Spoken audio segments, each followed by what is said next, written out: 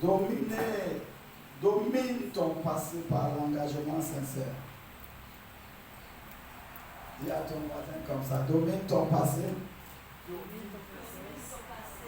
par l'engagement sincère. Domine ton passé par l'engagement sincère.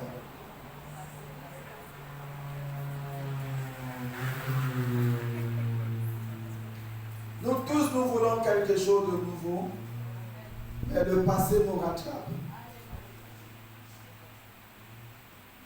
Nous voulons quelque chose de nouveau, mais le passé nous rattrape. On ne met pas un vin nouveau dans les vieilles outres.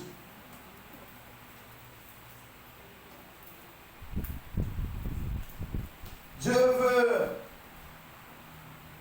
des outres disposées, disponibles, renouvelées pour du vin nouveau.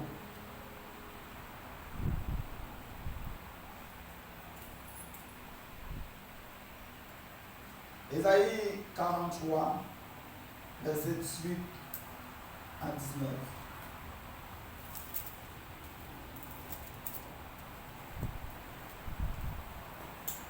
Ésaïe 43, verset 18 à 19.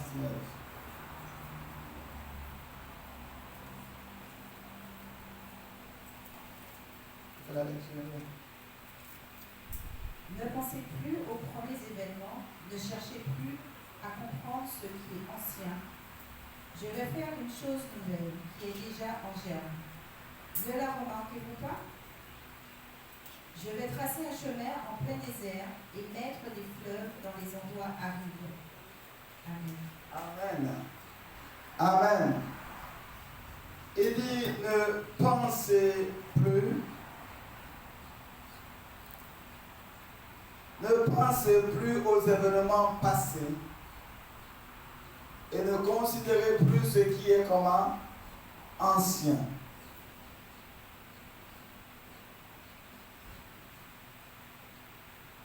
Tel est l'homme, telles sont ses pensées.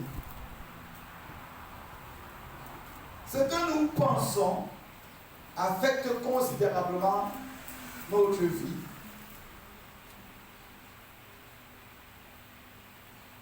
Et souvent nous disons que les jours d'hier étaient meilleurs que les jours d'aujourd'hui. Comme si c'était une mauvaise chose que Dieu nous a fait amener aujourd'hui. Et la Bible dit que c'est une malédiction de considérer, de dire les jours d'hier sont meilleurs que les jours d'aujourd'hui. Parce que si Dieu t'a amené aujourd'hui, c'est parce qu'aujourd'hui est meilleur que hier. Est-ce que nous sommes ensemble? C'est parce qu'aujourd'hui c'est meilleur que hier. Domine ton passé par l'engagement sincère. Il y a des choses dans le passé qui peuvent nous donner de l'élan pour nous propulser dans le futur. Il y a des choses qui sont dans le passé qui nous permettent de nous, n'est-ce pas, de nous élancer dans le futur.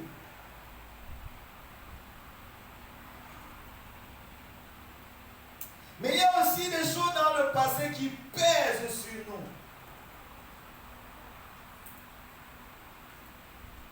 Il y a des choses dans le passé qui sont des fardeaux, qui pèsent sur nous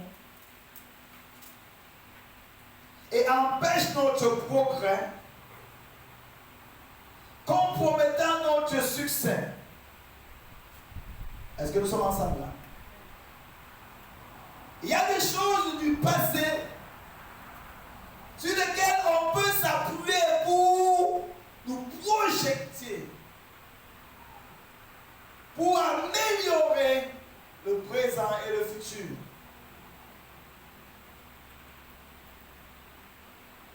Mais en pensant au passé, nous pensons par rapport au futur. Mais ne nous asseyons pas dans le passé. Nous considérons le passé par rapport au futur. pas par rapport au passé. Hello?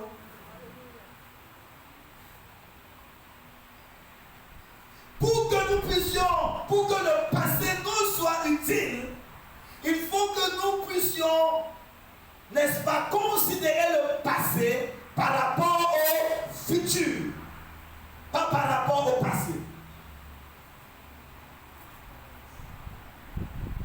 Et quand nous considérons le passé par rapport au futur, ça nous donnera de nous projeter et de mieux faire dans le présent et dans le futur. D'ajuster les choses, d'améliorer les choses. Mais si nous pensons au passé par rapport au passé, nous allons nous asseoir dans le passé et être dans le regret du passé ou être dans les représailles du passé ou être dans la rancune du passé.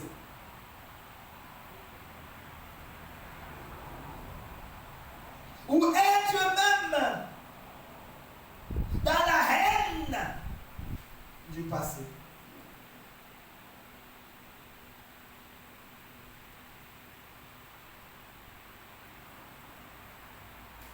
Il dit, ne pensez plus aux événements comment passés et ne considérez plus ce qui est ancien. Voici, je veux faire une chose nouvelle. Et cette chose nouvelle, j'aime déjà. Commencez à se focaliser sur la chose nouvelle. Jésus était sur la croix. Il a méprisé la honte. Il a méprisé l'ignominie. Pourquoi? Parce qu'il avait les yeux fixés sur le futur. Est-ce que c'est ça? Ce qui peut te donner de l'espérance et de la force pour endurer le présent, c'est l'espérance dans le futur. Quand tu perds l'espérance, tu perds la force dans le présent. Quand tu perds l'espérance, tu n'as plus de raison de faire quoi que ce soit dans le présent.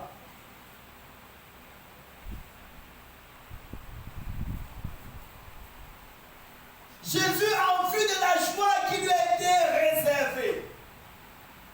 Parce qu'il voyait dans le futur. Il a méprisé la honte, il a méprisé les insultes. Sur la croix, on se moquait de lui. Et on disait, mais Dieu a sauvé les gens. Tu as fait ceci. Tu as guéri les gens. Maintenant, descends de la croix. Descends de la croix.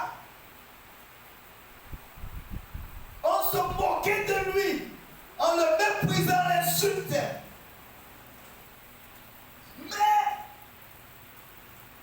s'il se basait seulement sur le passé, sur les choses qu'il avait fait, parce que même certaines personnes qui devaient crucifier, sont des voisins de ceux que Jésus a guéris. Sont parfois des personnes que Jésus a fait du bien. Sont parfois des personnes que Jésus a donné à manger. Sont parfois, si Jésus se basait sur le passé, il disait, c'est toi qui dis qu'on me crucifie. Rappelle-toi que quand j'ai multiplié le pain, c'est toi qui as mangé. Hello? Jésus devait faire quoi? L'homme maudit. S'il se basait sur le passé, de l'action qu'il a fait dans la vie de ceux qui disaient crucifiez-le, et bien aimé, ces gens-là auraient eu leur dose. Est-ce que nous sommes ensemble?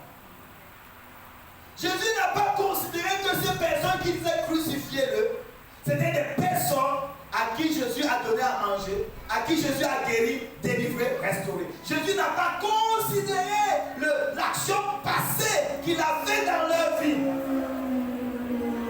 S'il avait considéré cela et ce qu'il faisait aujourd'hui, Jésus les maudissait tous. Si nous regardons le passé par rapport à tout ce que les gens nous ont fait,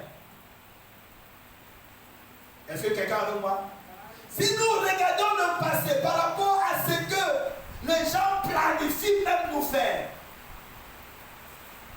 Et bien aimé, toi-même là, tu vas maudire tout le monde. Tu vas dire à quoi bon de continuer. Mais il y a une promesse du futur. Alléluia. Il y a une promesse du futur. Et cette promesse du futur là doit te galvaniser dans le présent. Cette promesse du futur doit te donner de l'énergie dans le présent. Est-ce que quelqu'un est avec moi?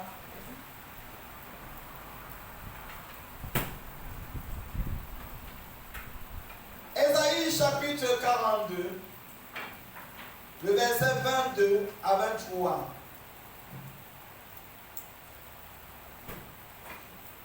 Et c'est un peuple pillé et dépouillé. On les a tous enchaînés dans des trous, plongés dans des cajoux. On les pile et personne ne les dépouille. On les dépouille et personne ne leur donne de rendre ce qu'on leur a pris. Qui de vous prêtera l'oreille à cela? Amen. On a dit quoi?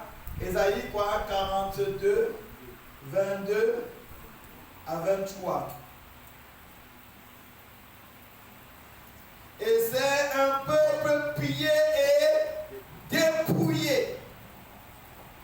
On les a tous enchaînés dans des cavernes, plongés dans des cachots. Ils ont été mis au pillage et personne qui les délivre. Dépouillés et personne qui disent restitue. Donc, un peuple pillé et dépouillé. Quand tu as été pillé et dépouillé, tu as de quoi développer la haine. Est-ce que quelqu'un avec moi? Tu as de quoi développer la rancune. Est-ce que quelqu'un avec moi? Quand tu as été pillé et dépouillé, tu as de quoi développer des représailles. Et dit qu'ils viennent encore, je les attends ici. Hello? Qu'ils viennent encore, j'ai leur morceau. Parce que tu as été dépouillé. Dépouillé, vous avez déjà vu une plume déplumée? Ça veut dire que tous tes soutiens ont été enlevés. Dépouillés et pillés. Dis à ton voisin, Dieu connaît la situation. Il connaît la situation. C'est pas parce que tu as été pillé et dépouillé que tu dois pouvoir continuer dans la représailles.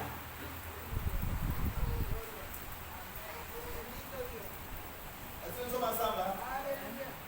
Rien ne peut justifier la haine et la colère et la méchanceté dans ton cœur, même étant pillé et dépouillé.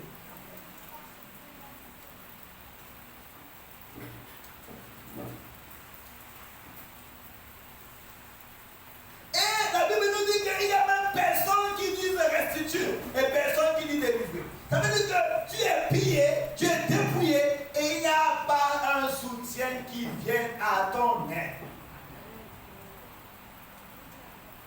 Hello? Il n'y a personne qui vienne à ton aide. Et à cause de ça, tu dis, moi je suis aujourd'hui pillé, je suis dépouillé, et pourtant j'ai aidé, j'ai soutenu, j'ai pris soin des autres, j'ai combattu pour les autres. Et maintenant, quand vient mon tour d'être pillé, dépouillé, il n'y a personne qui vienne à mon aide et personne qui s'inquiète de ma situation. Hello? Il n'y a personne qui s'inquiète de ma situation. Et ça monte une colère en toi. Tu dis, maintenant là, on va voir. Hello? Tu deviens une bombe par retardement. Maintenant, on va voir. Parce que moi, je peux aider tout le monde, personne n'est disponible à m'aider. Je peux venir au secours de tout le monde, mais personne ne peut venir à mon secours. Quand quelqu'un pleure, j'ai déjà pleuré 1000 fois pour lui. Quand quelqu'un est dépouillé,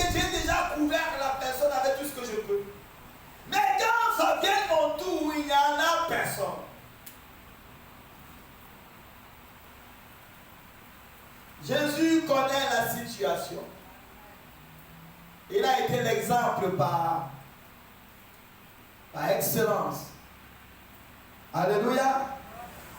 Le même qui a couvert les hommes rejetés, remplis de honte, parce qu'ils avaient de la lèpre. Jésus est venu les couvrir de gloire en les guérissant, en les intégrant dans la société qui nous avait rejetés. Jésus les a tous guéris. Il a guéri les 10 lépreux. Il a donné les pieds à celui qui n'en avait pas. Il a donné l'espérance à une femme qui était rejetée avec la perte de sang pendant 12 ans. Est-ce que nous sommes ensemble? Il a ressuscité Lazare mort depuis 4 jours, ressuscité la fille de Jairus. Il a fait ces choses ouvertement et tout le monde le voyait. Et voilà qu'il se trouve sur la croix, dépouillé et pillé. On dit, mais toi qui as ouvert les yeux des aveugles, qu'est-ce que tu fais là? Il se trouve sur la croix, rejeté et abandonné de tous. Et même quand il dit, Père, il dit, pourquoi m'as-tu abandonné? C'est comme si le ciel était derrière.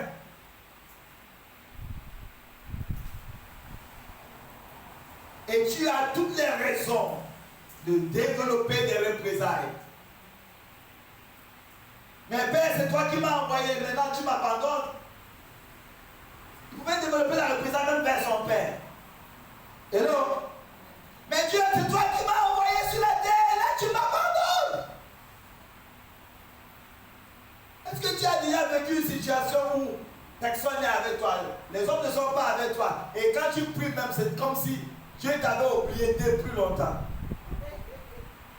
Hello? Est-ce que je parle à quelqu'un?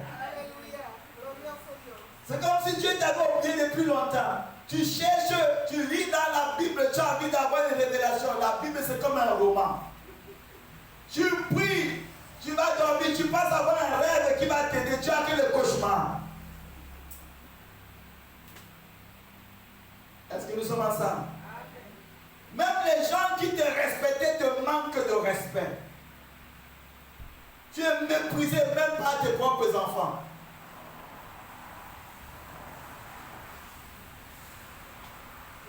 J'ai méprisé même pas ceux qui hier ne pouvaient pas parler quand tu étais là. Hello? Tu es regardé comme une maître. Et tout le monde se détourne et te voit comme quelqu'un qui est un cinglé.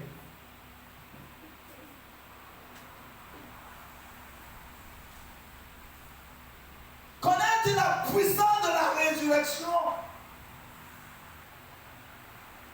c'est une chose. Parce que pour connaître la résurrection, il faut que tu meurs d'abord. Est-ce que quelqu'un veut moi?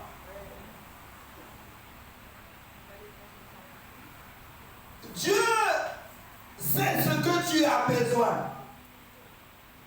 De la délivrance et de la restitution. Dieu ne veut pas seulement te délivrer, mais il veut te restituer. Alléluia. Ce qui t'a été volé.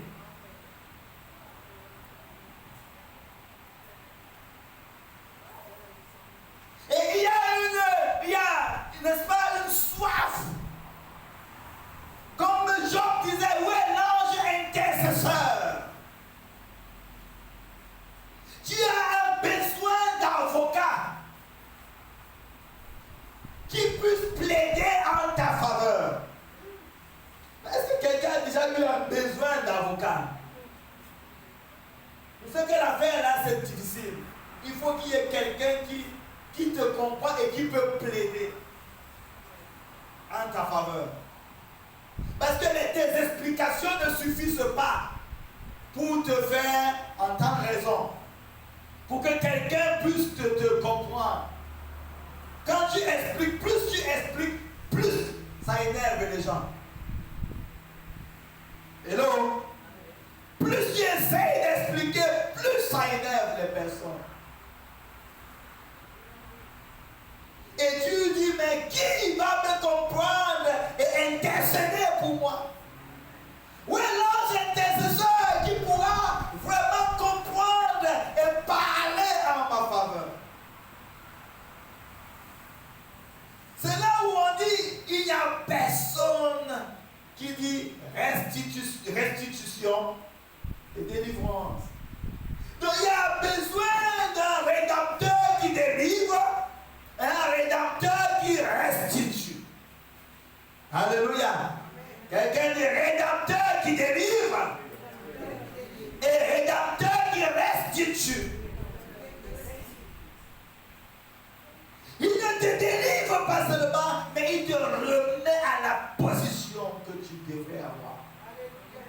C'est une chose d'être délivré.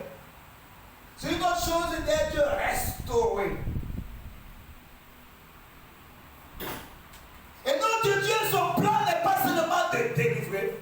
Et puis quand tu es délivré, et puis quoi. Il y a des gens qui sortent de la prison, ils se trouvent tellement mal qu'ils veulent retourner. Hello? Ils sont sortis de la prison, ils ne voyaient pas, ils n'ont pas d'espérance, il n'y a plus d'amis, il n'y a plus personne, qui ne remarque plus rien. Ils disent, bon, c'est mieux que je retourne. Au moins j'avais mes repères là-bas. Et parfois on est tellement habitué à la souffrance qu'on ne connaît plus ce qu'on appelle le bonheur. On a déjà appris comment vivre avec la souffrance. Dis à ton voisin, la souffrance n'est pas le projet de Dieu pour toi. Non, non, dis ça avec conviction. La souffrance n'est pas le projet de Dieu pour toi.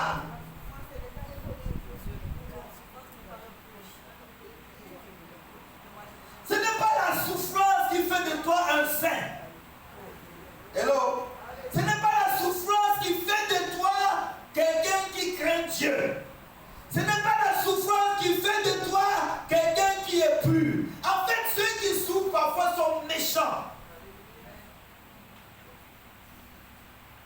Donc la souffrance n'est pas un critère de sanctification. Est-ce que carrément? La souffrance, ce n'est pas un barème de pureté. Où les personnes pensent que comme je souffre, alors je suis saint. Alors je suis pur. Non. Il y a des gens qui souffrent et à cause de la souffrance, ils deviennent cruels. Ils deviennent cruels.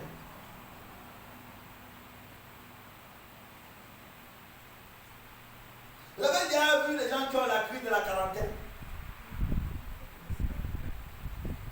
La crise de la quarantaine. Ils se réveillent un matin, ils disent que mais qu'est-ce que j'ai fait avec ma vie?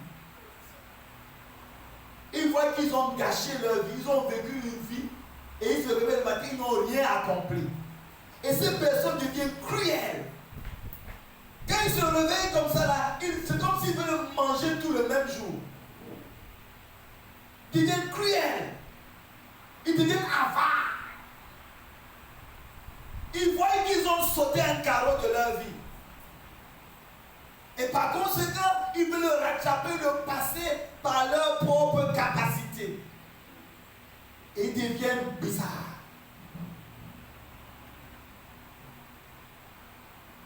La souffrance peut rendre des personnes méchantes. Est-ce que quelqu'un avec moi là?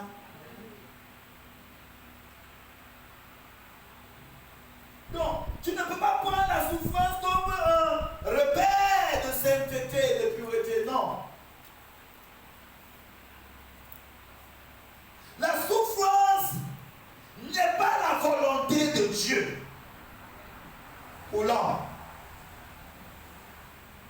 La souffrance n'est pas la volonté de Dieu pour l'homme.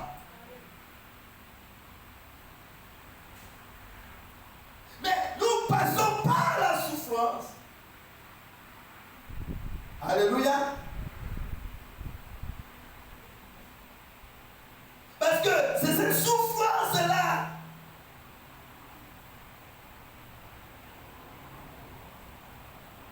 qui a été, que l'homme a choisi.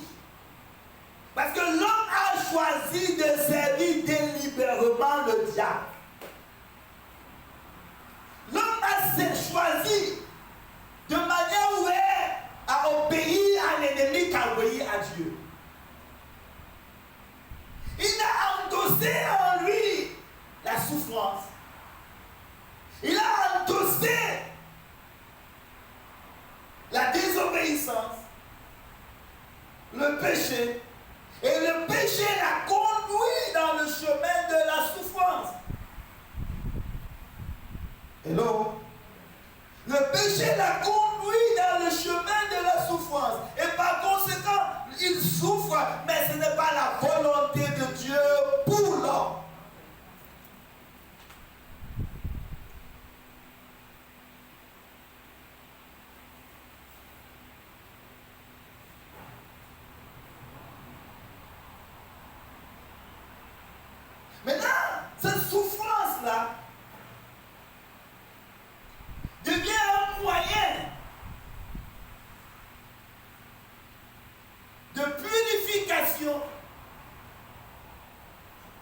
devient un moyen pour tuer le moi, afin que l'homme nouveau émerge. Ça devient un moyen pour tuer ce qui ne glorifie pas Dieu en nous, afin que l'homme nouveau fasse quoi? Émerge. Mais la souffrance n'a pas une destination. La souffrance n'est pas une finalité. C'est un moyen. Et maintenant, le chemin que nous traversons comme le moyen de purification, de nettoyage, qui est la souffrance, peut devenir la destination. Où on s'assoit dedans. On s'assoit dans la souffrance comme c'était normal. Et quand on s'assoit dans la souffrance comme normal, on commence à apprendre à vivre avec nous. Et on développe des mécanismes pour pouvoir essayer de vivre avec la souffrance. Et on devient aussi comme la souffrance. Et par conséquent, on souffre et on fait souffrir les autres. Hello? On souffre et on fait souffrir les autres. Parce qu'on s'est assis dans la souffrance. On a appris à vivre avec la souffrance. Et on veut soulager notre souffrance en imputant cette souffrance à d'autres. En pensant que quand cette souffrance est imputée à d'autres, ça soulage notre souffrance. C'est comme quelqu'un qui a 1 euro, il gonfle sur quelqu'un qui a 50 centimes. L'autre a 1 euro, l'autre dit, moi j'ai 1 euro, toi tu as seulement 50 centimes. Il pense qu'en étant orgueilleux sur celui qui a 50 centimes, ça va le soulager de sa pauvreté. Tous sont dans l'état de pauvreté. Ce n'est pas en méprisant l'autre qui est un peu inférieur à toi qui fait que tu te soulages ou qui fait que ta situation change. Les gens ont appris à s'asseoir dans la souffrance et comme ils sont assis dans la souffrance, ils essayent de vivre avec la souffrance en prenant de l'orgueil de l'un de l'autre, en prenant des fiertés de l'un de l'autre, en se comparant les uns des autres. Pourtant, ils sont dans la même souffrance. Ta dimension d'appel n'est pas par rapport à l'autre, c'est par rapport à Dieu. Est-ce que quelqu'un avec moi? Ta dimension d'appel n'est pas par rapport à ton voisin, c'est par rapport à Dieu.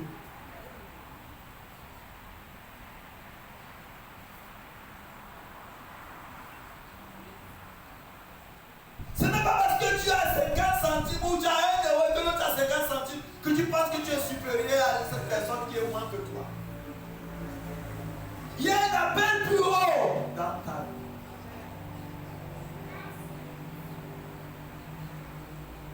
Et c'est quand tu vois cet appel, quand tu perçois ce que Dieu a pour toi, que tu méprises l'ignominie, que tu méprises la honte, que tu méprises la souffrance.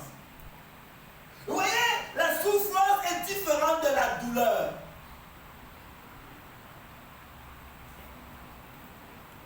La souffrance est intrinsèque. La douleur est localisée.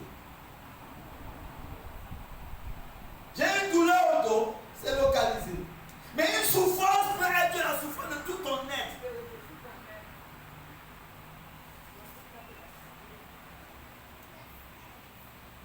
Quand quelqu'un souffre, c'est que la souffrance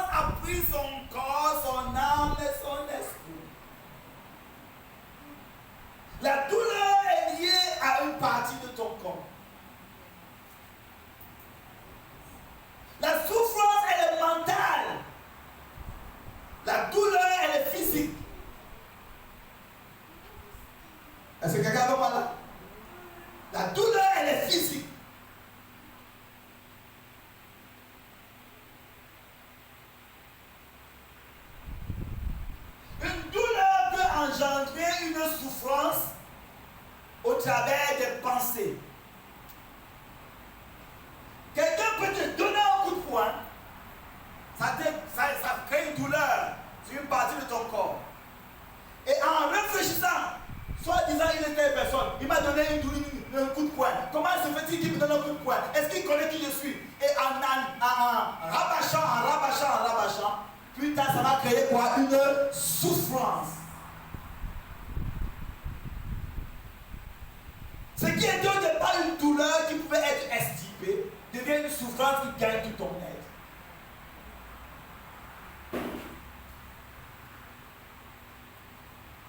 Est-ce que quelqu'un avec moi?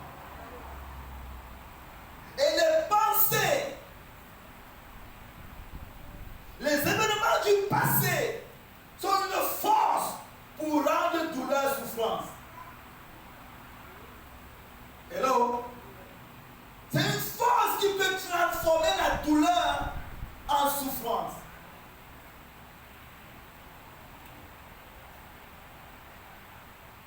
C'est pourquoi Jésus sur la croix, il a porté nos douleurs, il s'est chargé de nos souffrances. Alléluia.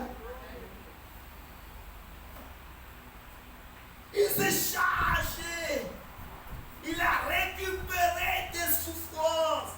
Tout ce qui a été dans ta vie, dans la dimension psychique, qui te fait souffrir de l'intérieur. Tu n'as pas une douleur physique, mais tu souffres. Il y a une souffrance qui est pesante dans ta vie. Et il te dit de ne pas continuer à chercher à vivre avec cette souffrance, mais de te décharger sur lui.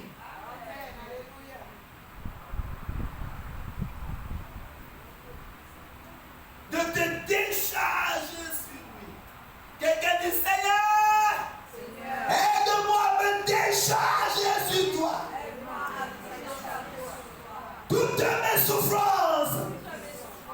Oh Dieu, aide-moi à me décharger sur toi toutes mes souffrances.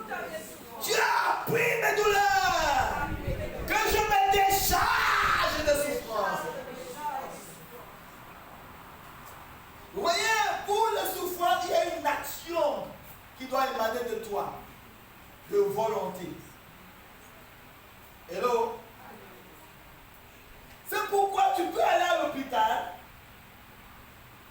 on soigne facilement la douleur.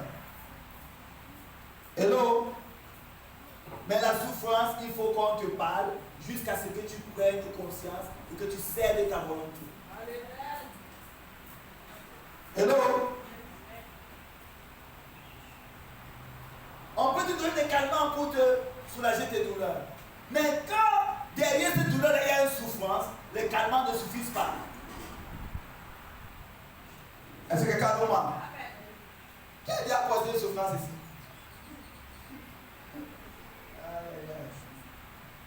Tu peux prendre même les somnifères pour dormir. Tu te réveilles, la chose est là. La souffrance. La souffrance. Et la souffrance introduit à beaucoup d'autres choses. Ça pousse les gens à boire de rhum. Ça pousse à la promiscuité. Ça pousse à... Parce qu'on cherche à soulager la souffrance avec des éléments palliatifs. Hello? On cherche à soulager les souffrances. Certains cherchent à soulager la souffrance en s'auto-détruisant. Certains cherchent à soulager la souffrance en faisant souffrir les autres. Les gens utilisent toutes les méthodes humaines pour soulager leur souffrance. Et ça crée davantage de souffrance. Dans le monde, les pays essaient de soulager leur souffrance en faisant souffrir d'autres pays.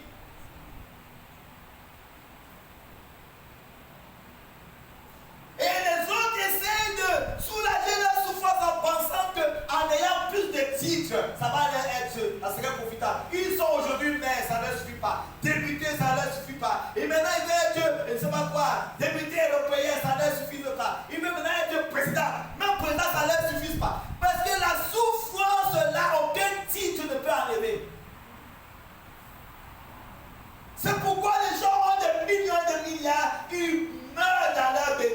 comme celui qui est mort dernièrement. Ils laissent les millions et les milliards, ils meurent dans leur baignoire. Parce que l'argent n'enlève pas la souffrance.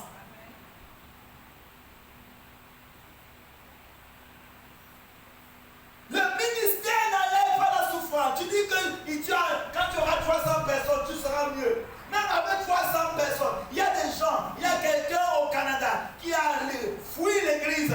Laissez tous les enfants fuir. Laissez femmes et enfants, église, fuir.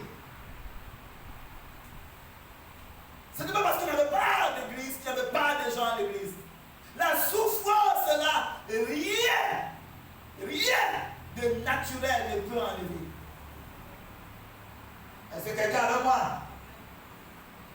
Tu vas aller avec les femmes, ça ne va pas enlever la souffrance. Tu vas aller avec les hommes, ça ne va pas enlever la souffrance. Tu vas aller avec les animaux, ça ne va pas enlever la souffrance. Tu vas essayer de blâmer les gens, ça n'enlève pas la souffrance.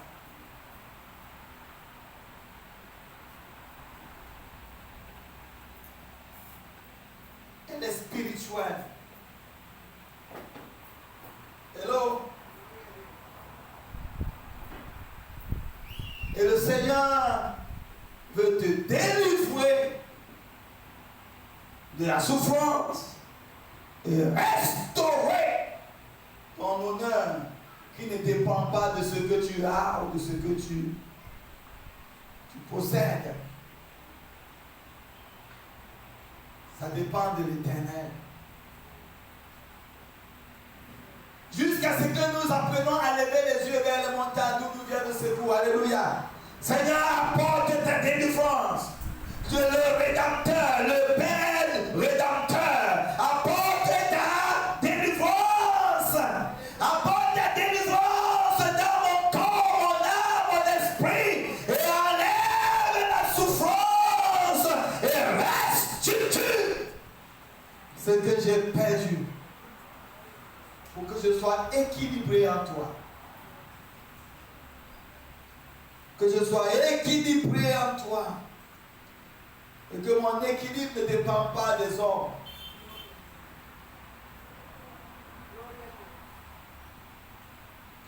Hébreux chapitre 12, le verset 15.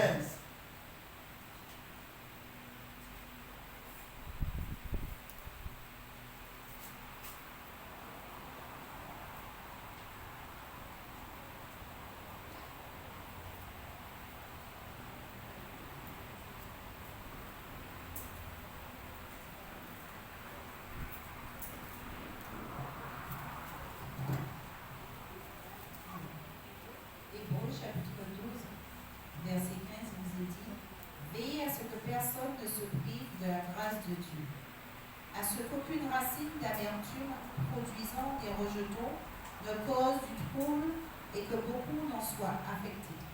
Relis encore bien pour moi, s'il te plaît. Veillez à ce que personne ne se prive de la grâce de Dieu, à ce qu'aucune racine d'amertume produisant des rejetons ne cause du trouble et que beaucoup n'en soient affectés. Et que beaucoup en soient comment? Affectés. La racine d'amertume affecte les autres. Il dit veillez à ce que nul ne se prive de la grâce de Dieu. Veillez à ce que personne ne se prive de la grâce de Dieu. La grâce de Dieu est disponible. Alléluia. Et Dieu ne veut pas que personne soit privé de cette grâce. La grâce de la délivrance, la grâce de la restitution. Alléluia. La grâce pour être délivrée, la grâce pour être restaurée est disponible. Quelqu'un dit Seigneur, ce matin, accorde-moi cette grâce d'être complètement délivré et d'être complètement restauré. Au nom de Jésus, Seigneur, ce matin, accorde-moi pleinement la grâce de la délivrance dans mon esprit, dans mon corps, dans mon âme et d'une restauration totale.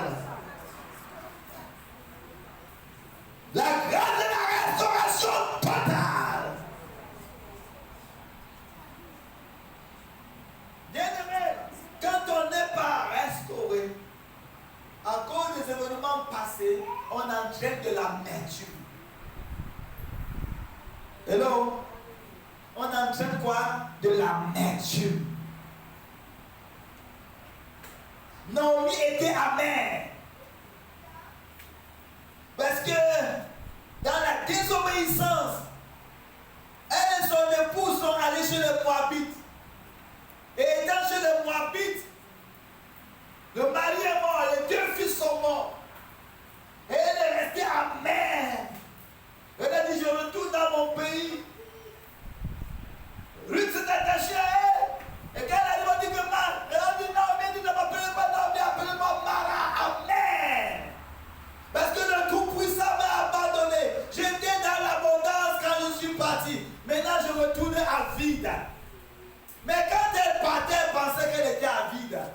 Parce qu'elle fuyait la famine. Hello?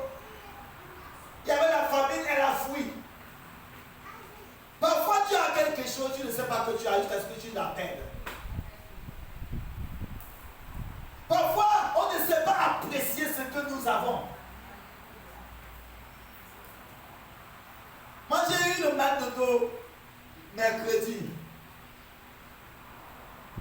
Jusqu'à... J'ai encore un peu de douleur, mais ça va mieux là. Mais bien aimé, j'ai commencé à dire, je vois plein de choses que je pouvais faire.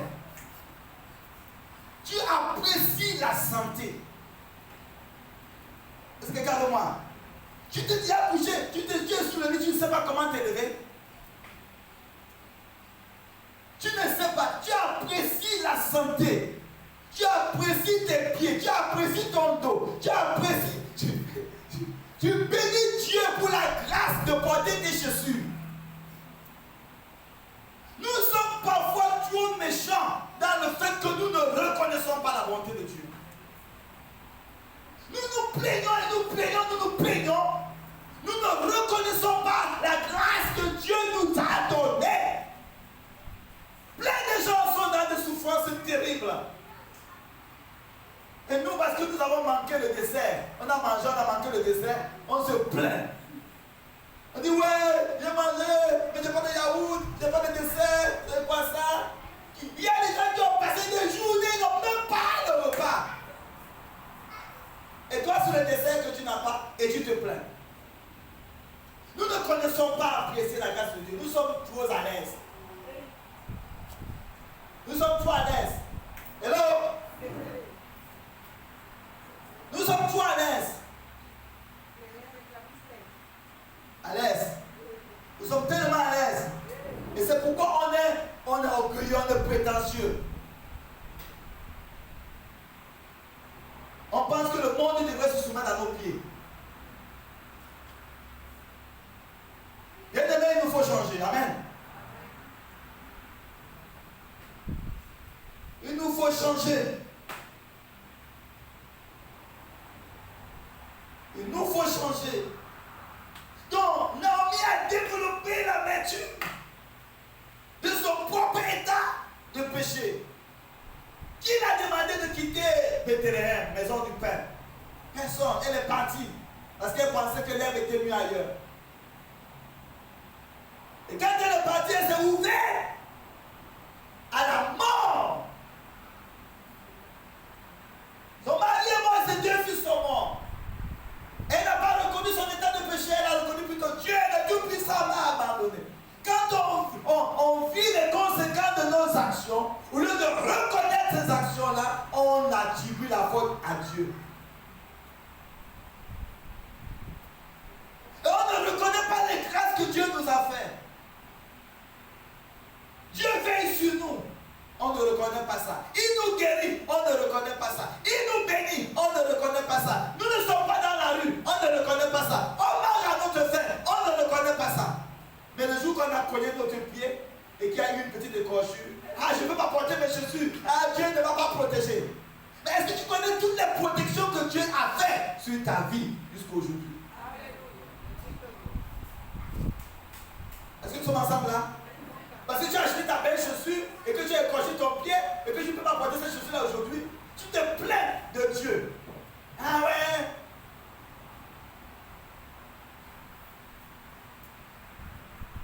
Et bien aimé, mère jusqu'à ce que Ruth, qui n'était qu'une Moabite, vienne dans son propre territoire et posséder ce qui était réservé pour elle. Hello? Posséder, un étranger va récupérer ce qui a été préparé pour toi parce que tu n'as pas su apprécier la grâce de Dieu. Tu n'as pas su apprécier la bonté de Dieu. Et nous devons nous réveiller, bien-aimés. Alléluia. Dis à ton voisin, réveille-toi. Nous avons des privilèges, on ne le reconnaît pas. Aujourd'hui, on a ce qu'on appelle la théorie de remplacement. On ne peut pas remplacer ce qui marche. On remplace ce qui ne marche pas. Hello? On remplace ce qui ne marche pas. On se plaint que les gens, les étrangers sont venus prendre notre emploi. Hello? On se plaint que les étrangers sont venus prendre notre terrain. On se plaint que les étrangers sont venus prendre ce qui était à nous. En prenant, tu étais où? Il faut que nous jugeons justement. Si nous prenons soin de ce qui est à nous, personne ne viendra récupérer. Hello? Donc il faut déjà se repentir d'avoir été négligent par rapport à ce qui était pour toi. Nous ne considérons pas. Les gens aujourd'hui, je ne peux pas faire maçonnerie, c'est trop dur. Je ne peux pas faire nettoyage, c'est trop laid. Je ne peux pas faire ceci. Et quelqu'un d'autre vient et récupère. Quelqu'un d'autre vient et récupère. Ce que tu ne peux pas faire là, quelqu'un d'autre vient faire. Après demain, tu dis qu'on est venu prendre notre travail. On est venu prendre notre machin. Je ne peux pas habiter en campagne. Je ne peux pas habiter en ville. Je ne veux pas aller m'arrêter pour prendre le bus. Je vais habiter en ville. Je ne peux pas habiter en campagne. Et quelqu'un d'autre vient, il achète la campagne, 20 hectares. Il développe la campagne et puis demain tu viens dire, ça s'est développé. Tu viens louer. Arrêtons ça, la stupidité. Je ne peux pas habiter en campagne, tu me méprises. Et demain quelqu'un d'autre prend, il développe. Tu dis qu'il est venu prendre, il a volé mes affaires. Il a volé quelle affaire? Et on développe l'amertume. Le terrain, là, c'était mon terrain. Hein. On a construit 3 immeubles dessus. Qu'est-ce qui s'est passé pour qu'on vienne récupérer ton terrain pour construire 3 immeubles dessus? Premièrement, répands-toi de la négligence. Il faut qu'on soit objectif. Notre problème, ce n'est pas toujours les autres. Est-ce que quelqu'un avec moi bien aimé? Notre problème, ce n'est pas toujours les autres. Tout est pur pour celui qui est pur.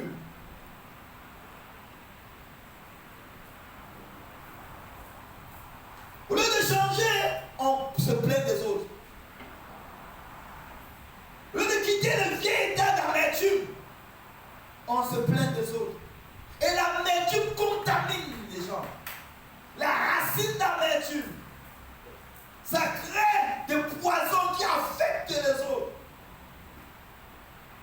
Et on fait des révolutions qui ne tiennent pas debout.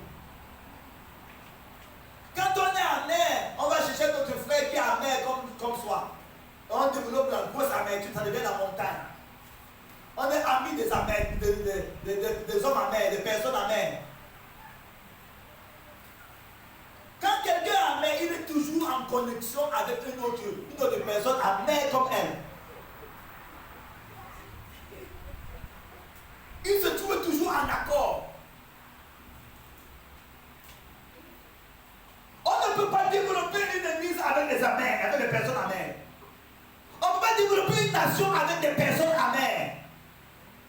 On ne peut pas développer une famille, un foyer avec des personnes amères. Sortons de l'amertume au nom de Jésus. Alléluia, personne ne t'a tapé. Sors de ton amertume. Tu as de la vie et la vie en abondance que papa a préparée pour toi. Et ne te laisse pas contaminer par l'amertume de qui que ce soit. Hello? Nous pouvons prospérer dans le pays. Alléluia. Nous pouvons prospérer dans le pays. Dieu prend des choses aux méchants pour les donner aux justes. Il permet aux méchants d'amasser pour les justes. Il donne la terre aux démoniaques. Est-ce que quelqu'un avec moi là? Si nous faisons ce qui est juste, Dieu va nous restituer même ce qui a été perdu. Hello? Si nous faisons ce qui est juste, Dieu va nous restituer même ce qui était perdu.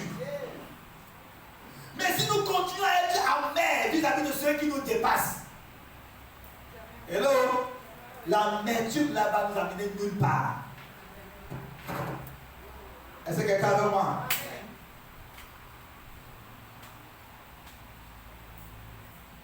Tu as négligé le travail, quelqu'un d'autre est venu prendre.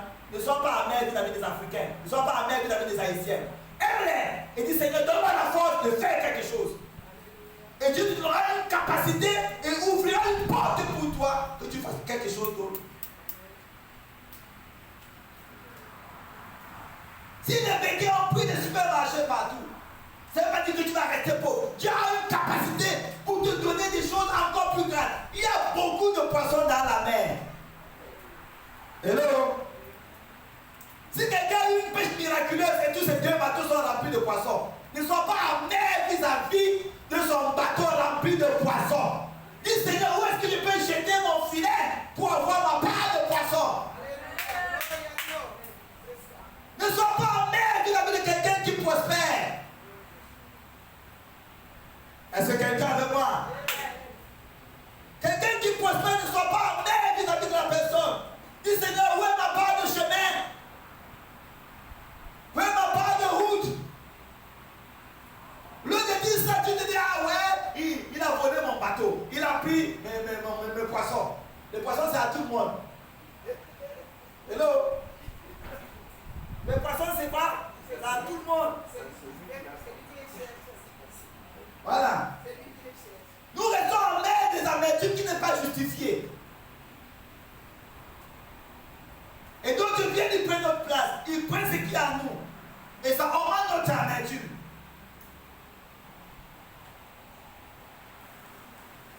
Quand Naomi a compris que son amertume n'amenait nulle part, elle s'est corrigée. Elle a appelé l'étrangère. Ruth, j'ai compris que la grâce de Dieu est sur toi. Mais je vais t'accompagner dans cette grâce-là. Alléluia. J'ai compris que la grâce de Dieu est sur toi. Je vais t'accompagner dans cette grâce-là. Je vois que la main de Dieu est sur toi. Je vais t'accompagner dans cette grâce-là. Alléluia. Tu vois que ton frère est plus utilisé que toi. Je vois la main de Dieu dans la vie de ma soeur, dans la vie de mon frère. Je vais t'accompagner dans cette grâce-là. Et tu pourras partager la bénédiction. Qu'elle a accompagné Ruth dans la grâce. Ruth a accouché sur ses genoux. Elle est devenue par procuration aussi aïeul du Seigneur Jésus-Christ. Parce qu'elle a compris que son amertume la remettait sur place. Ton amertume va te faire créer une tombe contre toi-même. Nous avons plein de maladies cardiovasculaires aujourd'hui. Dieu a l'amertume. On a le peuple noir qui sont remplis d'hypertendus. Maladies cardiovasculaires, hypertendus, diabète. Ce n'est pas notre portion, bien-aimé. Ce n'est pas notre portion. On est trop amer. Le monde entier nous a fait du mal. Mais quand on reconnaît ce que nous avons aussi fait. Hello? Est-ce que nous reconnaissons ce que nous avons fait aussi? Ne cherchons pas les alliés qui cultivent l'amertume dans notre vie. Ne cherchons pas les gens qui sont dans la même amertume que nous pour avoir la force. Sortons de l'amertume. On a des gens dans l'église, dès qu'il est amer, il n'est pas content du pasteur, il va chercher notre frère qui n'est pas content du pasteur. Ils vont se former une secte des amers, les mécontents. Et demain, ça va créer un problème. On dit, ah ouais, est-ce que tu as du succès quand tu vois la chute de ton frère? Tu te trouves bien quand tu vois ton frère qui souffre? C'est quel genre de chrétien tu es?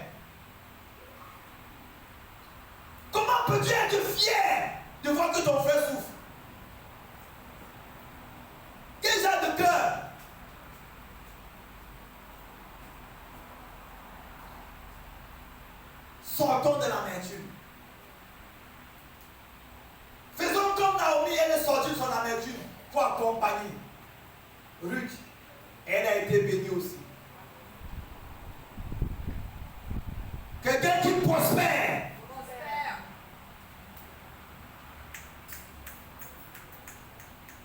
Bien-aimé, Dieu va te faire voir des personnes qui prospèrent, accompagne dans leur prospérité. Dieu va te faire voir des personnes qui réussissent, accompagne dans leur réussite. Si tu veux faire quelque chose pour aider pour qu'ils réussissent davantage, fais-le. Fais-le. Ne sois pas du côté des gens qui cassent des pieds. Vous avez dit, parfois on avait des jeunes là, on avait des vélos, il y avait des gens qui étaient tellement jaloux. Tu as ton vélo et pendant que tu roules, il prend le bâton, il jette dans les machines, là-haut, et les rayons se cassent. Et quand tu tombes comme ça, il dit hé! J'ai vu ça. Parce que tu as eu un vélo que ton papa t'a acheté et leur papa t'a acheté le vélo. Il dit, ça la connaît monte tellement qu'il met son bâton dans les machines, dans les rayons. Et on a grandi, même les vieilles mamans, les vieux papas, ils font la même chose. Les gens qui devaient se respecter, ils font la même chose que les bébés. Ils mettent les bâtons dans les roues des autres. C'est quel genre de christianisme ça? L'amertume pousse à la sorcellerie. Hello? Que ce soit la sorcellerie inconsciente ou consciente, ça pousse à la sorcellerie. Quand on est amer, tout esprit nous vient en nous. Et on peut se mettre à être criminel même sans le savoir. Qu'aucune racine d'amertume ne soit dans ton cœur. Quand tu cultives l'amertume, demain, tu peux devenir un sorcier. Même un gardien des affaires sans le savoir. Parce que l'amertume t'a poussé à commencer à faire des méditations contre ton frère. Tu fais des méditations, tu penses à il faut qu'elle échoue, il faut qu'elle marche pas bien, il faut qu'elle fasse ceci. Donc tu es en train de faire de la sorcellerie dans ta tête avec tes pensées. C'est l'amertume qui fait ça. Et demain, sans le vouloir, tu vas commencer à faire les gardiens des affaires, tu vas commencer à avoir les écoles devant toi. De chrétien que tu étais, tu vas devenir marabout. C'est l'amertume qui entraîne à ça. C'est l'amertume qui entraîne à ça. Comment on peut avoir des chrétiens qui disent que j'ai prié pour que son église se casse? J'ai prié pour que l'église se casse. Ça c'est quel genre de chrétien? C'est quelle prière? Prier pour que l'église de quelqu'un, l'église de Dieu, qui est dirigée par quelqu'un de Dieu comme toi, se casse. Nous sommes dans quoi là? L'amertume. L'amertume. L'amertume. Veillez à ce que aucune racine d'amertume ne puisse relâcher les rejetons. Et que beaucoup de personnes soient affectées. Parfois, on a des associations seulement des amers. Association, c'est seulement des amers. On ne peut pas proposer quelque chose. On est seulement pour casser et combattre les autres. Pas des associations qui proposent. Même au sein des sociétés, quelqu'un a payé le prix pour avoir sa société. Il vous a embauché. Vous venez créer un syndicat sur sa tête. Rien que pour chaque temps casser. Investir et avoir la pensée de faire une société, c'est pas facile. Est-ce que quelqu'un avec moi? Quand Joseph était chez Potiphar, il travaillait pour le bénéfice de Potiphar. Quand Joseph était en prison, il travaillait pour le bénéfice de la prison. Et Dieu l'a béni. C'est l'Éternel qui bénit. Ce n'est pas la méchanceté, ce n'est pas le coup bas. Tu peux faire le coup bas et profiter de quelques miettes, mais tu ne seras jamais béni. Hello? C'est l'Éternel qui bénit. Ce n'est même pas ton patron. Dieu, il voit dans le noir. Il voit. Il sait récompenser. Ce n'est pas ton patron. Je ne suis pas pasteur ici parce que j'attends la bénédiction de l'église. C'est l'Éternel qui me bénit en fonction de ma fidélité. Quel que soit le salaire qu'on peut me donner à l'église, ça ne peut jamais être suffisant pour que je vive avec.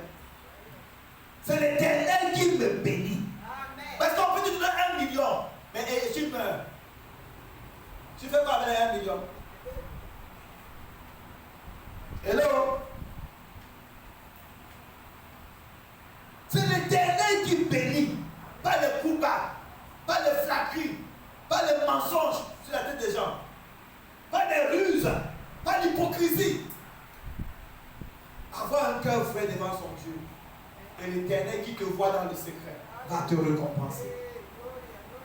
Alléluia. L'Éternel qui voit dans le secret va te récompenser. Tu peux travailler quelque part dans seulement 1 200 €. Mais à la fin du mois, tu te trouves avec 5 000 €. Parce que l'Éternel a vu ta fidélité, il t'a béni. Tu travailles quelque part, tu as un petit salaire, mais on voit les réalisations que tu fais. On dit, mais comment? Quelqu'un qui a 10 000 € ne fait pas ce que tu fais. Parce que l'Éternel t'a béni. Parce que tu ne travailles pas en fonction que les gens te voient. Tu travailles en fonction que ça plaise à ton Dieu. Et l'Éternel voit dans le secret. Est-ce que nous sommes ensemble, bien aimés? On va continuer dimanche dans cette même direction. On a seulement plus quelques pourcentages. Il y a encore plein de feux. Parce que c'est fondamental. C'est fondamental. On ne peut pas grandir dans le christianisme avec le Seigneur en étant des marabouts. Il faut qu'on soit des chrétiens affranchis. Amen. Avec des chrétiens affranchis pour vivre les desseins de Dieu, la victoire du Seigneur, les temps de rafraîchissement. Alléluia. Que quand tu élèves tes mains, tu élèves les mains plus vers le Seigneur et tu es rafraîchi. Alléluia. Tu es comment? Rafraîchi. Tu es rafraîchi. Quand tu pries, tu sens que l'Éternel t'entend. Parce qu'il n'y a pas de représailles dans ton cœur. Alléluia. Lèvons-nous devant sa puissance.